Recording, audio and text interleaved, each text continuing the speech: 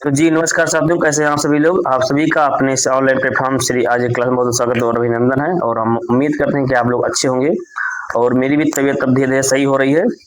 तो आज हम आप सभी के लिए जो है सोशल साइंस, जो कि अगर आप इसका सिलेबस नहीं देखें तो आप जा करके और प्ले लिस्ट में पड़ा हुआ है इसका, आप जो प्ले लिस्ट में पहले इसको आप सिलेबस को देखिए और सिलेबस में आप पहले जानिए कि हमें क्या क्या पढ़ना है, क्या क्या समझना है। इसके बाद में फिर हम एक एक चैप्टर को बड़ी बड़ी बारीकी शिद्दत के साथ में इसको हम पढ़ते हैं। तो देखिए, आज सोशल साइंस का आपका ये पहला चैप्टर है, जैसा कि आप लोग देख रहे हैं, class 10 social science chapter first, mission 2027 बाय गुलशन सर। तो हम आपके समक्ष जीके कौशल, जो कि एक बेहतरीन क्लास सोशल साइंस का लेकर आ गए हैं और आप सब लोग मिल करके हमारे साथ जो है क्लास की जो शुरुआत कीजिए। तो साथियों, सबसे पहले आपका जो चैप्टर है, पहला जो चैप्टर है वो है, उसका नाम है यूरोप में राष्ट्रवाद का उदय। क्योंकि यहाँ पर लिखा नहीं है, लेकिन मैं आपको यहाँ पर बता दे रहा हूँ कि पहला जो चैप्टर है वहां पर है यूरोप में राष्ट्रवाद का उदय। ठीक है, तो यूरोप में यूरोप में यूरोप में राष्ट्रवाद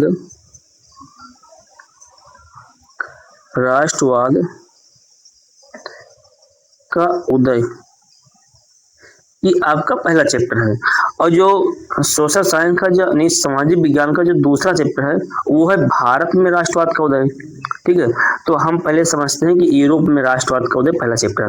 अब देखो इसमें आपको क्या क्या पढ़ना है, क्या क्या समझना है। तो सबसे पहले आप तो ये जानो कि राष्ट्रवाद होता क्या चीज है, उसके बाद फिर राष्ट्रवाद क्या होता है।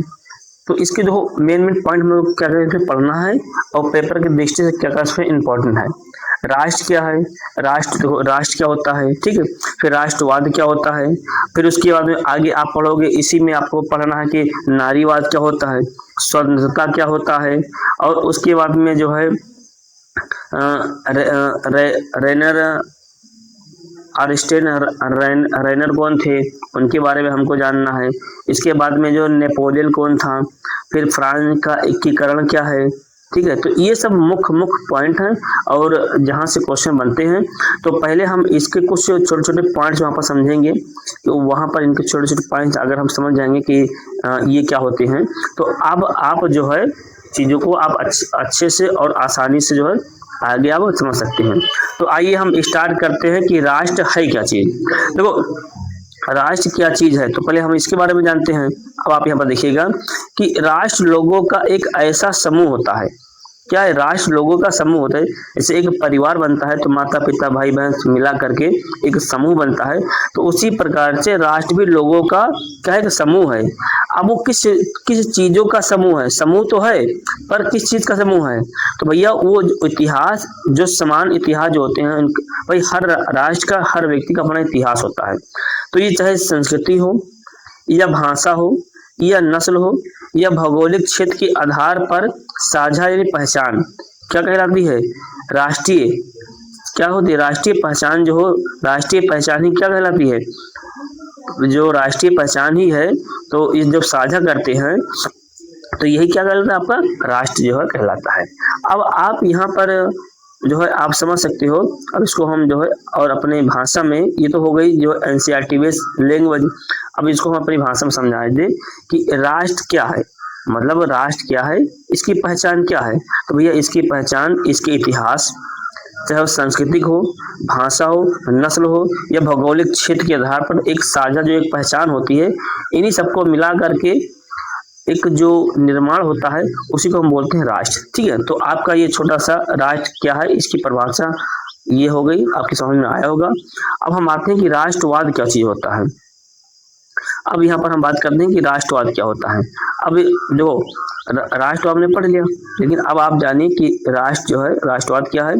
तो व्यक्ति का अपने राष्ट्र के प्रति, तो अभी तक राष्ट्र क्या है ये तो आप समझे, अब राष्ट्रवाद क्या है ये समझो कि व्यक्ति का अपने राष्ट्र के प्रति, चाहे वो श्रद्धा हो, प्रेम हो, देश प्रेम हो, राष्ट्रवाद कहलाता है। ठीक है, जो भी व्यक्ति हैं, तो वो राष्ट्र कैसे बना वो आपको समझ में आया। अब राष्ट्रवाद क्या है इसको आप समझोगे, तो राष्ट्रवाद में आप समझोगे कि व्यक्ति का अपने राष्ट्र के प्रति व्यक्ति का अपने राष्ट्र, एक मिनट, तो व्यक्ति का अपने राष्ट्र के प्रति श्रद्धा, प्रेम, देश प्रेम ही राष्ट्रवाद कहलाता है। ये किसी भी देश के लोगों में राजनीतिक चेतना तथा एकता की भावना होती है। कहते ना भैया मुझे अपने देश से बहुत प्रेम है, ठीक है, तो वो कहते ना, तो चाहे तो श्रद्धा हो गया या प्रेम हो गया, देश प्रेम हो गया, ये श्रद्धा, प्रेम, देश प्रेम किसी भी व्यक्ति के मन में जो ये भावना जो उत्पन्न होती है, ये क्या कहलाता है, आपका राष्ट्रवाद कहलाता है। ठीक है, तो राष्ट्र क्या आपको समझ में आया होगा, राष्ट्रवाद का भी आपको समझ में आया होगा, और इसको आप नोट्स बना लीजिएगा, क्योंकि अब यही आपको नोट्स जो है चलाना है, और नोट्स आप बना लोगे, यही आपको जो है अब आपको जो है पढ़ना होगा। और ये पूरे सिलेबस का समझ लो कि एक निचोड़ लेकर के हम आपके सामने जो है लेकर आए हैं। अब एक एक करके यहाँ सब लोग जो है अपने हाथ से जो है लिखते जाइए, वीडियो को देखिए, पुश कीजिए और नोट्स बनाइए, और इसको जो आप लोग जो है हल करते जाइए। ठीक है, चलिए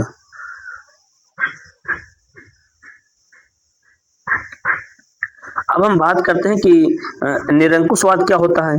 तो भैया एक ऐसी शासन व्यवस्था, किस प्रकार की शासन व्यवस्था, एक ऐसी शासन व्यवस्था, एक ऐसी शासन व्यवस्था या सरकार जिसका सत्ता पर किसी भी प्रकार का कोई भी अधिकार नहीं होता है। निरंकुशवाद मतलब ऐसा नहीं कि पीढ़ी दर पीढ़ी, नहीं, एक होता है कहते हैं, एक होता है राजतंत्र और एक होता है मतलब जो एक होता है राजतंत्र और एक होता है प्रजातंत्र। तो राजतंत्र में राजा ही सब कुछ होता है, उसमें प्रजा का कोई मतलब नहीं होता है, जो राजा चाहेगा वही होगा, और राजा का लड़का ही राजा जो है बनेगा, उस मतलब उस एरिया का मान लो या उस देश का मान लो, तो वही जो सर्वे सर्वा होता है वही सब कुछ करता है। ठीक है, जैसे मान लीजिए अभी नेपाल के राजा हो गए, ठीक है, ब्रिटेन के राजा हो गए, तो राजा ही सब कुछ अपने जब पुराने समय में जो रजवाड़े हुआ करते थे तो राजा हुआ करते थे, तो वो जो कहते थे जनता उनकी बात को ही मानती थी, और अगर राजा कुछ कहें और जनता अगर कुछ और कहे तो राजा उनकी बात कहे नहीं नहीं ये नहीं होगा, और जनता कहे नहीं ये नहीं होगा, हम आपकी फरमान नहीं मानेंगे। तो ऐसा नहीं होता था जो राजा, हालांकि ऐसा जो सही ढंग से जो अपने राज्य को सही तरीके से जो चलाते थे वो इस पूरी बात को हमेशा ध्यान में रखते थे कि हमको अपने राज्य को कैसे विकास करना है। आजकल की तरह राजनीति में जो आप देख रहे हैं गंदी राजनीति, पहले ऐसा नहीं हुआ करते थे। तो वही चीज यहाँ पर है कि एक ऐसी शासन व्यवस्था, ठीक है, एक ऐसी शासन व्यवस्था या सरकार होती है जो सत्ता मतलब जो सत्ता पर अधीन हो। जैसे वर्तमान में बीजेपी सरकार क्या सत्ता में है, तो इसी को बोलते हैं सत्ता पर किसी भी प्रकार का कोई भी अधिकार नहीं है।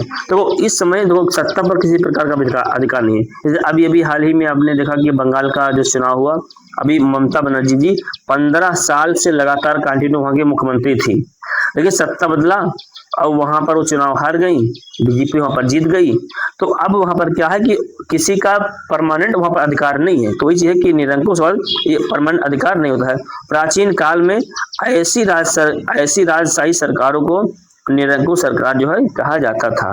तो ये होता आपका निरंकुश जो है सरकार। ठीक है, अब हम बात करते हैं कि स्वतंत्रता क्या चीज होती है। तो स्वतंत्रता का अर्थ होता है किसी भी प्रकार के आंशिक बाहरी दबाव, बंधन या नियंत्रण से मुक्ति। ठीक है, किसी भी प्रकार के आंशिक बाहरी दबाव, बंधन या नियंत्रण से मुक्ति और अपनी इच्छा अनुसार जिम्मेदार तरीके से निर्णय लेने की क्षमता। अब इसका क्या मतलब हुआ? अब इसका मतलब ये होगा कि स्वतंत्रता का मतलब होता है जिसको हम बोलते हैं कि तो स्वतंत्रता है, फ्रीडम, यानी जिसको हर आदमी की अपनी अपनी फ्रीडम होती है। और जो आज के समय में क्या संविधान ने हमको अधिकार दे रखा है, तो हर व्यक्ति को आजादी दे रखी है। अच्छा, आजादी इस बात पर नहीं दे रखी कि आप आजाद हैं, किसी को कत्ल कर दीजिए, किसी को मार दीजिए, किसी को पीट दीजिए। आजादी इस बात पर नहीं है। आजादी इस बात पर है कि आप स्वतंत्र हैं, कहीं आप भारत में बस सकते हैं, घूम सकते हैं, कोई व्यापार कर सकते हैं, अपनी बात सरकार को रख सकते हैं, और आपको ये आजादी है, आपकी स्वतंत्रता है कि आप अपने अधिकार से किसी को आप वोट दे सकते हैं, उसको आप चाहेंगे सत्ता में रखेंगे, सत्ता से बाहर गिरा देंगे। तो ये सब जो है आज़ादी आपको मिली है। किसी का नुकसान करके और अपना हित करके ये आज़ादी वहाँ पर नहीं है, ठीक है। तो हर आदमी को अपनी अपनी स्वतंत्रता मिली हुई है। तो वही चीज यहाँ पर जो है लिखा हुआ है कि जो स्वतंत्रता का जो अर्थ होता है वो किसी भी प्रकार के अनुचित बाहरी दबाव, मतलब किसी का कोई दबाव ना होना, दबाव नहीं है। हर व्यक्ति को स्वतंत्रता है, किसका, बंधन मुक्त, नियंत्रण से मुक्ति, किसी प्रकार का कोई भी जोर दबाव नहीं। देखो अब देखो यहाँ आम भाषा में देखो कागजी लेख में तो भाई संविधान ने तो अधिकार दे रखा है। अब यहाँ पर लोगों के द्वारा जो है उसका पालन नहीं सही किया जा रहा, तो इसका मतलब ये नहीं कि हाँ संविधान गलत है या फिर हमको सही से आज़ादी नहीं मिल रही है। नहीं, ऐसा नहीं है, आज़ादी सबको बराबर मिली है। अब अगर कोई चीज़ का सही से पालन ना करे, जैसे मान लीजिए कि कोई अधिकारी है, अब वो अपने अधिकार का दुरुपयोग करता है, तो क्या उसको संविधान ने अधिकार दे रखा है कि आप अपने अधिकार का दुरुपयोग कीजिए? नहीं दे रखा है। तो ये कहने का मतलब है कि आप सत्ता में जाने के बाद में वहां पर कस्मे वादे होते हैं, हर चीज जो है, अब आप उसका अगर दुरुपयोग कर रहे हैं तो फिर वो एक अलग बात है, ये तो संविधान में लिखा नहीं है। तो वही चाहिए कि हर व्यक्ति को अपने बंधन मुक्ति से, नियंत्रण से मुक्ति और अपनी इच्छा के अनुसार जिम्मेदार तरीके से निर्णय लेने की क्षमता होती है। ये होता है स्वतंत्रता। हर व्यक्ति को अपने इच्छा के अनुसार से निर्णय ले सकता है और जो है वो अपना मतलब अपने तरीके से जैसा भी वो करना चाहे वो अपना कर सकता है। हाँ, बस इसका ध्यान रहे कि वो गलत कार्य ना हो जिसके द्वारा समाज में कुरीतियां फैले या समाज को नुकसान हो। अगर आपके कार्य से अगर समाज को नुकसान होता है तो वहां पर आपकी स्वतंत्रता जो होगी उसको जो है निस्तारित कर दी जाएगी, मतलब आपकी वहां पर स्वतंत्रता भंग कर दी जाएगी। ठीक है, ये चीज यहाँ पर है। तो आप अभी तक आप यहाँ पर क्या समझे? अब आप यहाँ समझे कि देखो राष्ट्र क्या होता है, फिर राष्ट्रवाद क्या होता है, और इसके बाद फिर निरंकुशवाद क्या होता है, फिर स्वतंत्रता क्या होता है। अब हम आते हैं कि जो है नारीवाद। ठीक है, अब ये नारीवाद क्या होता है कि जो है इस पर हम जो है बात करेंगे कि नारीवाद क्या होता है, इसके बारे में हम जो है बात। देखो अब हम बात करेंगे यहाँ पर जो है नारीवाद की। ठीक है, तो नारीवाद क्या होते हैं, हम नारीवाद की बात करेंगे। तो यहाँ पर है कि नारीवाद क्या है, तो चाहे वो स्त्री हो और चाहे पुरुष हो, स्त्री और पुरुष की सामाजिक, आर्थिक एवं राजनीतिक समानता की जो सोच के आधार पर महिलाओं के अधिकार तथा उनके हितों का बोध, मतलब उनके हितों की जो बात करता हो वही क्या है, नारीवाद है। अब तो इसका मतलब आपका ये समझो कि देखो नारीवाद का मतलब आप समझो चाहे वो पुरुष हो और चाहे वो महिला हो, सबको एक समान अधिकार, यही है आपका नारीवाद। चाहे वो सामाजिक एक नारीवाद एक सामाजिक और राजनीतिक विचारधारा है, समझ लो क्या है, एक विचारधारा है। अब किस चीज की विचारधारा, और जिसका जो मूल उद्देश्य जो होता है वो लैंगिक समानता स्थापित करना होता है। नारीवाद क्या है, एक सामाजिक और राजनीतिक विचारधारा है। आप इसको लिखना चाहो तो आप इसको भी लिख सकते हो। देखो मैं जो बता रहा हूँ, मैं बोल रहा हूँ, इसको आप स्किप करके इसको आप लिख लीजिएगा कि नारीवाद एक सामाजिक और राजनीतिक विचारधारा है जिसका मूल उद्देश्य लैंगिक समानता स्थापित करना है।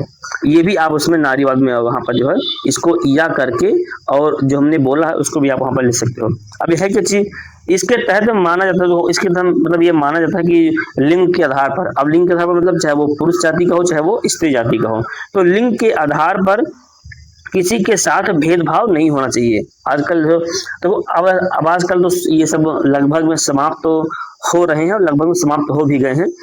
चाहे वो स्त्री हो चाहे पुरुष हो, सभी को एक समान जैसा अधिकार मिलता है। समान वेतन के लिए समान कार्य के लिए समान वेतन भी मिलता है। अब से मान लीजिए कि कोई फॉर्म अगर निकला और यदि कोई रेलवे में निकला है, बैंक में निकला है, कोई पुलिस में निकला या कोई किसी भी डिपार्टमेंट में अगर निकला, तो अगर परीक्षा एक साथ होती है और एक साथ ज्वाइनिंग होती है तो जो पेमेंट पुरुष को मिलता है वही पेमेंट एक स्त्री को भी मिलता है। तो ऐसा नहीं कि समान कार्य के लिए समान वेतन भी, संविधान में भी इसका जो है उल्लेख वहां पर जो है किया गया है।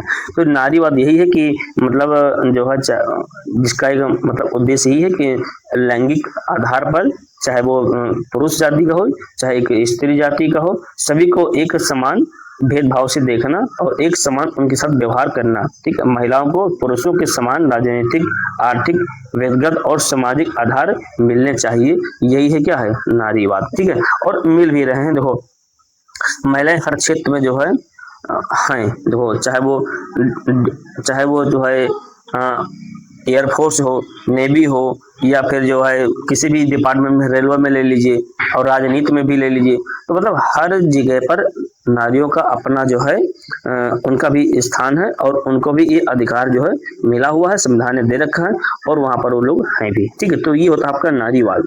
अब हम बात करते हैं कि यूनाइटेड किंगडम।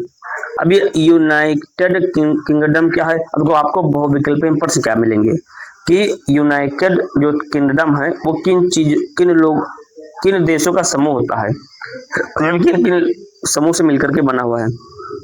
तो भैया जो उत्तरी आयरलैंड है और इंग्लैंड है, स्कॉटलैंड है और वेल्स है, इन सब के समूह से मिला करके क्या बना हुआ है आपका यूनाइटेड किंगडम बना हुआ है, ठीक है। तो इसको याद रखना, उत्तरी आयरलैंड, इंग्लैंड, स्कॉटलैंड और वेल्स से मिलकर बना एक समूह क्या कहलाता है? यूनाइटेड किंगडम कहलाता है, ठीक। अब बात समझ में आ गया। अब हम चलिए हम चलते हैं अब अपने अगले की तरफ। तो अगला देखो पहला क्वेश्चन आपका ये आ गया। देखो अभी तक जो आप पढ़ रहे थे वो छोटे छोटे पॉइंट्स पढ़ रहे थे कि वहां पर वो है क्या चीज, अब आपको यहाँ पर जानना है अब इनके बारे में कि अब यहाँ पर देखो समझिए कि यहाँ पर जो है देखो कह रहा कि यूरोप में राष्ट्रवाद का उदय। पहले तो आप ये समझो कि यूरोप में जो राष्ट्रवाद का जो उदय है ये क्या चीज है, ठीक। हम इसके बारे में जानेंगे, यानी यूरोप में राष्ट्रवाद का उदय जानेंगे और इसके बाद में फिर हम यहाँ पर बात करेंगे कि यूरोप में राष्ट्रवाद का उदय क्या। अब क्वेश्चन क्या बनेगा? क्वेश्चन बनेगा कि यूरोप में राष्ट्रवाद का उदय क्या है और जो है इस पर आप टिप्पणी लिखिए या उसका व्याख्या कीजिए। 2 नंबर में अगर आया तो आप लोग यहाँ पर लिखोगे या फिर यहीं से आपकी जो है मतलब बहुविकल्पी जब आप इसको पढ़े रहोगे तो यहीं से आपको जो है बहुविकल्पी क्वेश्चन भी जो है यहीं से जो है बनते हैं, ठीक है। अब आइए हम पढ़ते हैं।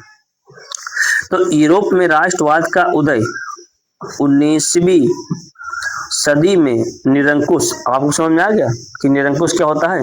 निरंकुश राजतंत्रों के पतन, निरंकुश राजतंत्रों के पतन और साझा संस्कृति, भाषा व इतिहास के आधार पर आधुनिक राष्ट्र राज्यों, जिसको नेशन स्टेट बोलते हैं, के गठन की एक प्रक्रिया थी और इसकी शुरुआत मुख्य रूप से 1789 की फ्रांसीसी क्रांति से जो है हुई, जिसने स्वतंत्रता,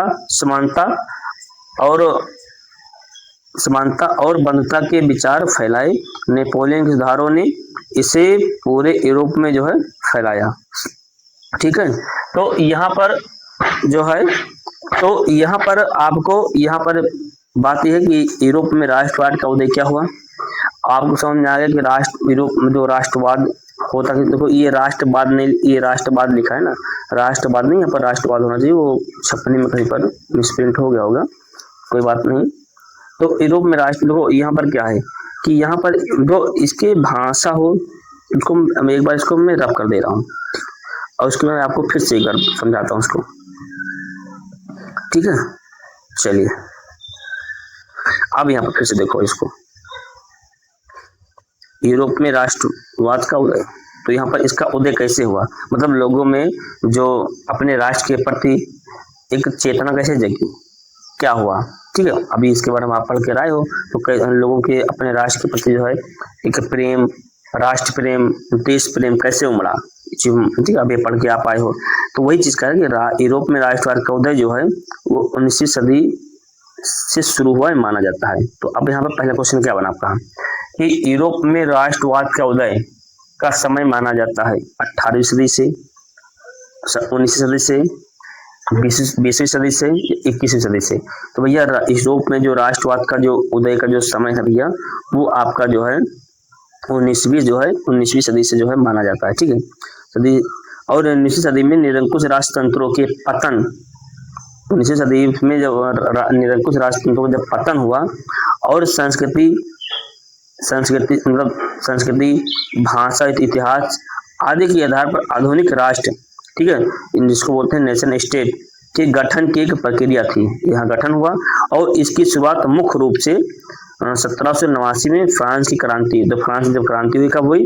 1789 की फ्रांस की क्रांति से हुई, और जिसने स्वतंत्रता, समानता, बंधुता आदि विचार फैलाए, अपने राष्ट्र में फैलाया कि समानता की बात फैला कि सभी लोग एक समान हैं, बंधुता मतलब सभी बंधुत्व भाई, हिंदू मुस्लिम सब नहीं, सब लोग एक समान बंधुता के भाईचारे में, किसी भी जाति धर्म का हो, सभी क्या बंधुता के विचारों को फैलाए।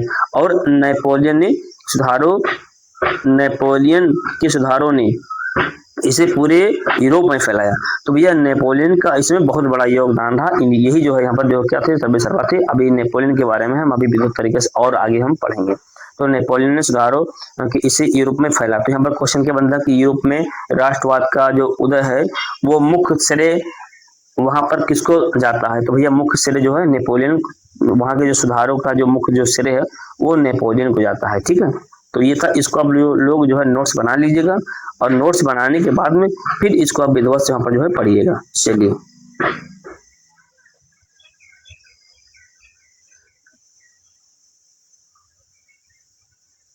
अब हम बात करते हैं कि यूरोप में राष्ट्रवाद उदय के जो मुख्य जो कारण थे, क्या क्या कारण थे राष्ट्रवाद उदय होने के कारण, क्या क्या मुख्य कारण हो सकते हैं। तो पहला जो आपका जो मुख्य कारण है वो आपका फ्रांस की क्रांति 1789। पहला क्वेश्चन कई बार पेपर में पूछा गया कि फ्रांस की क्रांति कब हुई थी? 1789 में जो है हुई थी। ठीक है, तो इसको याद रखना कि फ्रांस की क्रांति कब हुई थी, तो 1789 में जो है फ्रांस की जो है क्रांति हुई थी। इसने संप्रभुता को राजा से लेकर नागरिकों में स्थानांतरित कर दिए और पितृभूमि व नागरिक जैसी धारणाएं विकसित की। अब देखो यहाँ पर संप्रभुता का मतलब क्या होता है, जिसको अंग्रेजी में बोलते हैं सोवरेनिटी। तो संप्रभुता का भैया मतलब होता है, जैसे मान लीजिए कि कोई भी देश और जिसको बाहरी और आंतरिक दोनों निर्णय लेने में वो सक्षम हो। जैसे भारत है, तो भारत आज अपने आप में क्या है, एक सक्षम है, बाहरी के भी तरीके से और आंतरिक तरीके से कोई भी बात हो तो वो निर्णय लेने में क्या है, सक्षम है। अब इसी किसी व्यक्ति को ले लीजिए, तो कोई व्यक्ति है जो अंदर से और बाहर से दोनों तरीके से मतलब क्या वो सक्षम हो कि हाँ हम ये काम करेंगे, और उस पर फिर कोई दबाव न डाल पाए।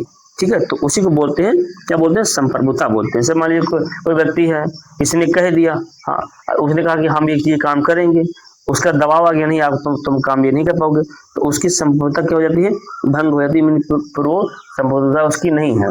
तो मतलब कोई मतलब आप अपने में कुल मिला के आप ये समझो कि आप संप्रभुता मतलब कि कोई भी व्यक्ति राष्ट्र संप्रभुता जब उसके पास होती है तो वो अपने आप में सक्षम होता है, बस ये चीज समझो हर मामले में। ठीक है, तो दिए गए मातृभूमि व नागरिक जैसी धारणाएं क्या हो जाती हैं, विकसित हो जाती हैं।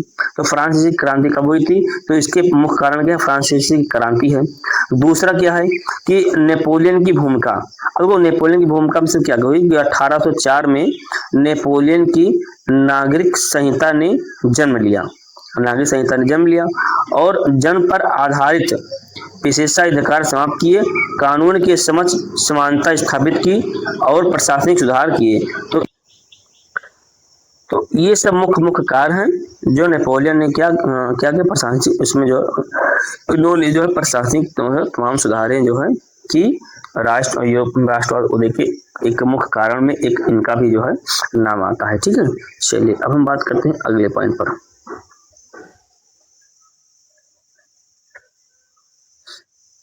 अच्छा, इसमें मध्यम वर्ग का भी जो है बहुत बड़ा योगदान रहा है। अब मध्यम वर्ग का क्या योगदान रहा है, ये भी उसके मुख्य कारण थे। तो औद्योगिकरण के कारण नए शिक्षित मध्यम वर्ग, ठीक है, जब औद्योगिकरण जब आया तो क्योंकि इस समय स्टार्ट हुआ था जब जो है राष्ट्रवाद का उदय हुआ था, तो उसमें नई नई चीजों का नेविगेशन करना, शोध करना, बनाना, तो उसमें नए शिक्षित मध्यम वर्ग जैसे आपका शिक्षक हो गए, डॉक्टर हो गए और व्यापारी का इसमें भी क्या हुआ, उदय हुआ, जिसने उदारवादी मतलब थोड़ा नरम लहजा अपनाते हुए और विचारों जैसे व्यक्तिगत स्वतंत्रता, निजी संपत्ति आदि क्या किया, उसमें समर्थन किया। फिर आता चौथा नंबर आता है चौथे नंबर में आपका जो है यहाँ पर जो है रूढ़वादी के खिलाफ असंतोष, ठीक है, जो रूढ़वादी थे, नहीं हम चीज नहीं मानेंगे, हमने जो किया वही। इससे आजकल देखो पहले देखो पहले क्या होता था, पहले जो है लव मैरिज नहीं हो पाती थी, हैं। अगर लव मैरिज होती तो फिर उसको बड़ा जो है महाभारत समझते थे। अब आजकल लव मैरिज तो हो गया हुआ, एक आम भाषा हो गया है, एक मतलब एक प्रचलन में हो गया है। और जो पहले पुराने लोग हैं कहते हैं अरे तुमने बिना छुपाए, बिना बताए, बिना किसी के कैसे तुमने जो है अपना लव कर लिया, बाद में शादी कर ली।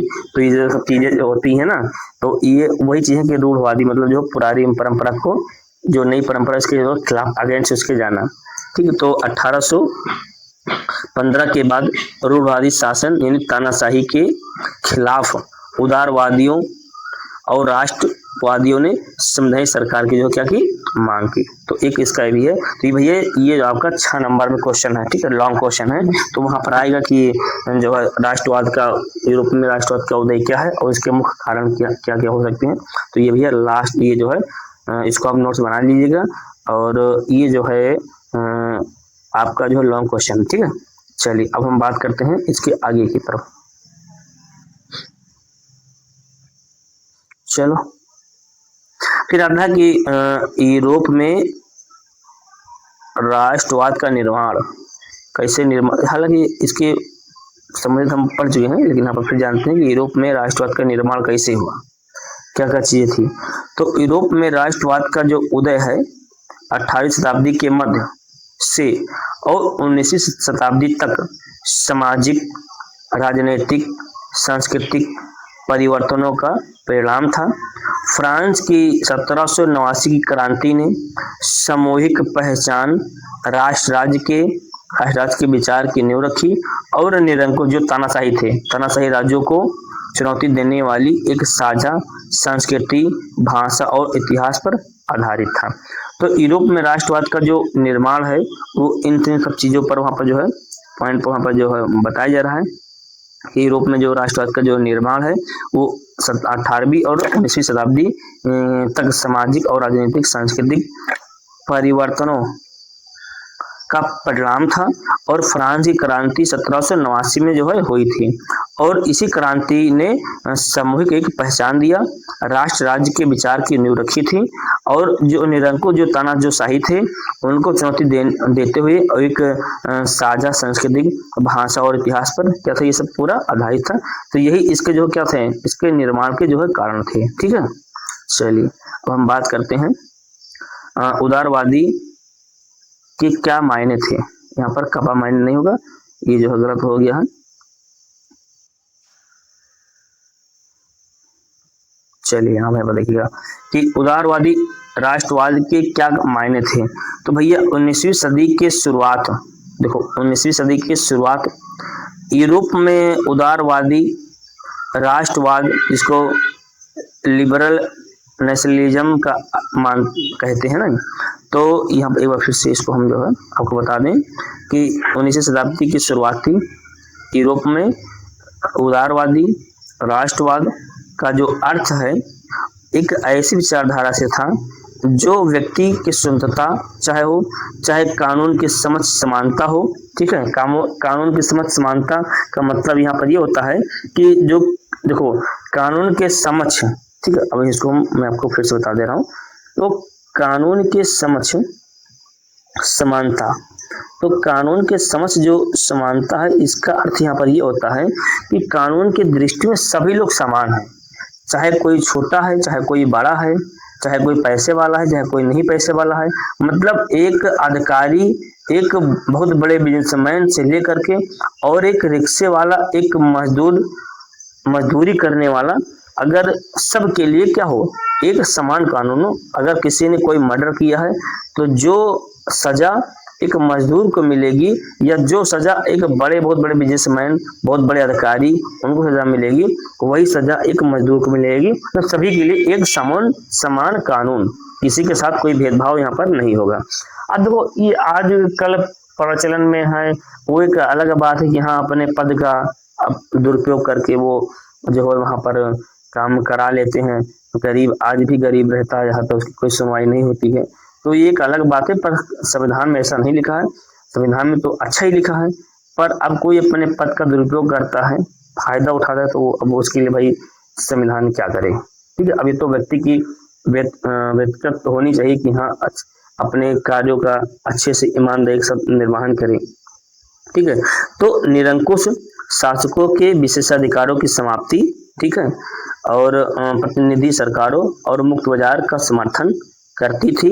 और ये एक राष्ट्रीय एकता के साथ साथ नागरिक अधिकारों की भी क्या करती थी, रक्षा करती थी। और इस पर इन्होंने बहुत जोर दिया था। मतलब जो उदारवादी राष्ट्रवाद के क्या मायने थे, तो यही सब इसके मायने थे।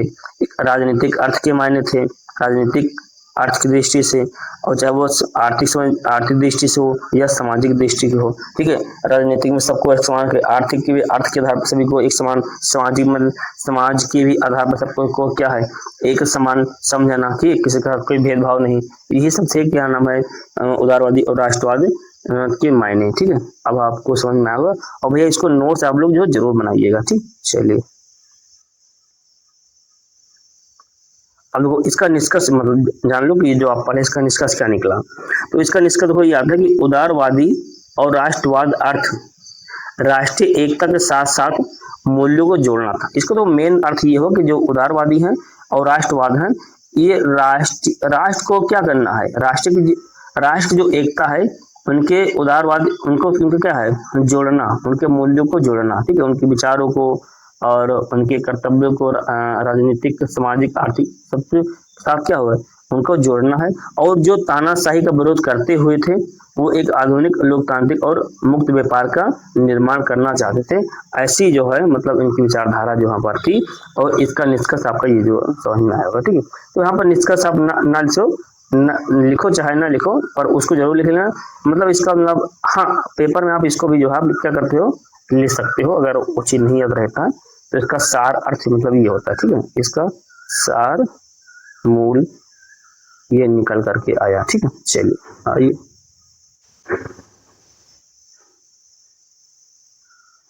अब एक क्वेश्चन यहाँ पर आता है, बड़ा ही इंपॉर्टेंट और मजेदार क्वेश्चन है, इसके बारे में बात करते हैं। कह रहा कि कुलीन वर्ग और नया मध्यम वर्ग क्या था। कुलीन वर्ग किसे कहते हैं और नया मध्यम वर्ग क्या था, और इनके बारे में हम जानेंगे। तो 19वीं सदी के यूरोप में समाज में कुलीन वर्ग यानी जमींदार, कुलीन मतलब जमींदार, और प्रभुत्वशाली उच्च वर्ग था। तो यहाँ पर कुलीन वर्ग कौन था, तो जमींदार था, और प्रभुत्वशाली जो वर्ग था वो जो है उच्च वर्ग था। जबकि जो नया और मध्य जो वर्ग थे उसी को औद्योगिकीकरण से उपजा शिक्षित और पेशेवर समूह था माना जाता। अब देखो कभी कभी आपको यहीं पर सही मिलान करने का आएगा। जो कुलीन वर्ग है वो जमीन से जुड़े हुए थे, जो प्रभुत्वशाली जो व्यक्ति थे वो उच्च वर्ग से जुड़े हुए थे, और जो नया मध्यम वर्ग था वो औद्योगिकी से जो है औद्योगिकीकरण से जो है जुड़े होते, जिसका जो उपज है जैसे शिक्षित हो गया, पेशेवर से समूह से थे। पेशेवर समूह मतलब जैसे वो कोई डॉक्टर हैं, कोई मास्टर हैं, तो वो इसका मतलब ये हुआ। कुलीन वर्ग के पास पैतृक भूमि, भाई जो कुलीन वर्ग थे, ठीक है, मतलब जो जमींदार थे उनके पास जो पैतृक भूमि और सामाजिक विशेषाधिकार थे। जबकि जो नया मध्यम वर्ग जो अभी भी न्याय भर करके जो आया था वो व्यापारी थे, उद्योगपति थे, और पेशेवर से बना जो भी राष्ट्र और उदारवादी के विचारधारा के समर्थक, वो सब इसके अंतर्गत आते थे। अब वो इनका मुख्य अंतर क्या है कि कुलीन वर्ग का आधार वंश और भूमि थी, जबकि नए मध्यम वर्ग का जो आधार शिक्षा, व्यापार और औद्योगिक संपत्ति ये सबसे जिससे था। तो अगर यहाँ पर क्वेश्चन बने अगर भौगोलिक में कि कुलीन वर्ग का जो आधार है मुख्य रूप से क्या था, तो भैया मुख्य रूप से आपका जो है वंश था और भूमि था। और जो नए मध्यम वर्ग का जो आधार है वो क्या था, तो भैया शिक्षा है, व्यापार, औद्योगिक संपत्ति है, ये सब जो है था। ठीक, चलिए अब आ जाता भैया नेपोलियन बोनापार्ट। अब यहाँ पर देखिएगा, अब यहाँ पर ये कौन है भैया, जाइए इनके बारे में जानना आपको बहुत जरूरी है, और यहाँ से पेपर बहुत बनते हैं। तो नेपोलियन बोनापार्ट कौन है, इनके बारे में हम जानते हैं। तो भैया जो नेपोलियन जो बोनापार्ट हैं, नेपोलियन प्रथम, इनको नेपोलियन प्रथम के नाम से भी जाना जाता है।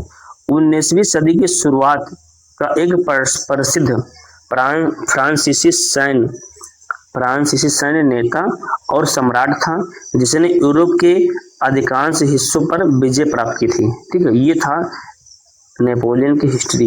ये ठीक है, अभी इनके जन्म के बारे में हम नहीं पढ़े हैं, तो यहाँ पर हम जानेंगे। तो नेपोलियन को एक बार मैं फिर से बता दे रहा हूँ कि जो नेपोलियन जो थे वो प्रथम नाम से जाना जाता है, इनको नेपोलियन प्रथम के नाम से जो है जाना जाता है। और 19वीं सदी की जो शुरुआत एक प्रसिद्ध 19वीं सदी की शुरुआत जब हुई तो वहां पर एक प्रसिद्ध फ्रांसीसी सैन्य नेता और सम्राट जिसने यूरोप के अधिकांश हिस्सों पर विजय प्राप्त किया था। तो भैया एक ऐसे व्यक्ति थे नेपोलियन, आपने नेपोलियन बोनापार्ट का नाम सुना होगा कि इसके डिक्शनरी में कभी जो है पराजय शब्द नहीं था, ये हमेशा जीतता ही था और बहुत ही पॉजिटिव व्यक्ति था, बड़ा ही सोच इसका जो अच्छा था। तो एक प्रसिद्ध सैन्य व्यक्ति था और सम्राट भी था। कहाँ का सम्राट? यूरोप के अधिकांश हिस्सों पर इसने जो है विजय प्राप्त की थी। लड़ाई जब हुआ तो हमेशा ये विजय ही प्राप्त करता था। ठीक है, इनका जन्म, अब दो क्वेश्चन यहाँ से बन सकते हैं। इनका जन्म 15 अगस्त 1769 में हुआ था और इनका जन्म स्थान क्या है? अजासियो कोर्सिया द्वीप में हुआ था। ठीक है, जो कि अजासियो कोर्सिया द्वीप में हुआ था। और परिवार जो है, इनके पिता का नाम काला बोनापार्ट और माता का नाम लेटिजिया लोमानिया बोनापार्ट था। तो हालांकि ये इनके पिता का माता का नाम नहीं आता है, बस इनका इतना आता है कि इनका जन्म कहाँ पर हुआ था, तो 15 अगस्त 1789 में जो है फ्रांस में हुआ था। और जन्म इनका जो है अजासिया या कोर्सिया द्वीप में जो है हुआ था। ठीक है, तो ये जो है ये इनकी जो है इतनी हिस्ट्री है। इनके बारे में हम आइए हम और जानते हैं। और इनके बारे में अब हम यहाँ पर जानते हैं कि शिक्षा, अब इनकी शिक्षा के बारे में हम जानते हैं। इन्होंने मुख्य भूमि फ्रांस में अपनी सैन्य शिक्षा पूरी की और 1718 में तोपखाने में इन्होंने 2-3 लेफ्टिनेंट बने। तो मतलब फ्रांस, ये अनुभव, फ्रांस की जब क्रांति थी तो बड़े बड़े हिस्सों में ये क्या नाम है वो अपना वो विजय प्राप्त करते रहे और जीतते गए। तो वहां पर जो है शिक्षा पूरी करने के बाद में वहां पर क्या बने थे? वो लेफ्टिनेंट बने थे। ठीक है, सैन्य के। और उसके बाद में फिर इनका उदय, आप यहाँ समझो इनका उदय कब हो जाता मुख्य रूप से, तो ये फ्रांसीसी की जो क्रांति 1789 में जब हुई थी तो उसी के दौरान ये एक सैन्य जनरल के रूप में तेजी से जो है वहां पर उभरे थे। क्योंकि वहां पर जो लड़ाई लड़ते थे तो जगह जगह पर ये जो है विजय प्राप्त करते गए। तो यहीं पर क्या हुआ, इनका एक विजय प्राप्त करने की वजह से ये जो है और सैन्य जनरल के रूप में तैनात भी थे। तो इसलिए जो है ये वहां से इनका फिर जो प्रचलन हुआ और इनका जो प्रचार प्रसार होने लगा और एक नए व्यक्ति उभर करके नेपोलियन के रूप में नेपोलियन जो है वहां पर मतलब उभरे। और 1804 में इन्होंने खुद को फ्रांस का जो क्या किया, सम्राट घोषित कर दिया। तो 1804 में इन्होंने फ्रांस का क्या किया, बाद में जो है ये 1804 में जो खुद को जो फ्रांस का क्या सम्राट घोषित कर दिया। अच्छा, और कौन हो भी सकता, क्योंकि ये एक बहुत अच्छी पॉजिटिव और जो भी युद्ध लड़ते थे मतलब जीतते थे, तो जिस कारण से इनका भी नाम भी था और कुछ सामना करने वाला था भी नहीं, क्योंकि जो करता वो हार जाता। तो सम्राट जो शक्तिशाली होता है भैया वही जो है फिर जो है सम्राट कहो, नेता कहो, कुछ भी कहो आज के समय में, ठीक है, तो वही जो है बनता है और सही भी है। तो फिर ये जो है ये वहाँ पर जो है सम्राट घोषित किए। तो क्वेश्चन क्या बनता है कि जो नेपोलियन थे वो फ्रांस का सम्राट कब घोषित उनको किया गया? तो भैया 1804 में जो उनको फ्रांस का सम्राट जो घोषित किया गया। तो ये थी आपकी क्लास और अब यहीं पर आपकी जो क्लास समाप्त होती है और आप लोग स्वस्थ रहें, मस्त रहें और अपनी तैयारी को बेहतरीन ढंग से करते रहें। और यदि आप लोगों ने नोट्स नहीं बनाया है भैया मेरा आपसे ये अनुरोध है कि आप लोग जो है नोट्स बना लीजिए, ठीक है। और हम मिलते हैं फिर एक नई वीडियो के साथ में। और भैया इसको जो है शेयर वर्क कर दीजिए, अगर सब्सक्राइब नहीं किए हैं तो कर लीजिए ताकि कोई भी नोटिफिकेशन हो तो आप तुरंत पहुंचे। और लाइक वाइक कर दिया करें क्योंकि बड़ी मेहनत होती है बनाने में और आप ही लोग हमारी ऊर्जा है। जब आप लोग इसको सपोर्ट करोगे, लाइक करोगे, देखोगे ज़्यादा से ज़्यादा तो हमको ऊर्जा मिलेगी और हम उत्सर्जित हो करके और एक नई एनर्जी के साथ ज़्यादा से ज़्यादा और मेहनत कर पाएंगे, ठीक है। तो हम उम्मीद करते हैं कि आप लोग ऐसा जरूर करेंगे और आप लोगों की जो तैयारी है बेहतरीन ढंग से इसी चैनल के माध्यम से कराई जाएंगी। तो आपको कहीं घबराने कहीं जाने की जरूरत नहीं है। स्वस्थ रहिए, मस्त रहिए। जय हिंद, जय भारत।